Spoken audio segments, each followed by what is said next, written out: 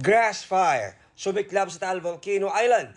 Pinaniniwala ang naiwang pinaglutuan ng mga caretaker ng palaisdaan sa Taal Lake ang sanhi ng apoy. Bahagi ng barko ng PCG na nasira dahil sa pang-water cannon ng China, kinukumpuni na.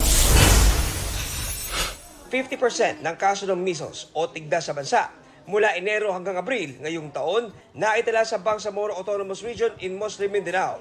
Ayon sa DOH, mahigit 1,000 ang kaso ng tigdas doon. Ilan sa dahilan na pagdami nito ay malnutrisyon at pag-aalinlangan sa bakuna o vaccine hesitancy. Water level sa Angat Dam. Posibleng bumagsak sa minimum operating level na 180 meters bago matapos ang Mayo. Kapag nangyari ito, posibleng mabawasan ang alokasyon ng dam sa mga irigasyon. Orasyo Imperata o dasal para sa ulan, inilabas ng CBCP dahil sa nararanasang init ng panahon. John Consulta, nagbabalita para sa GMA Integrated News.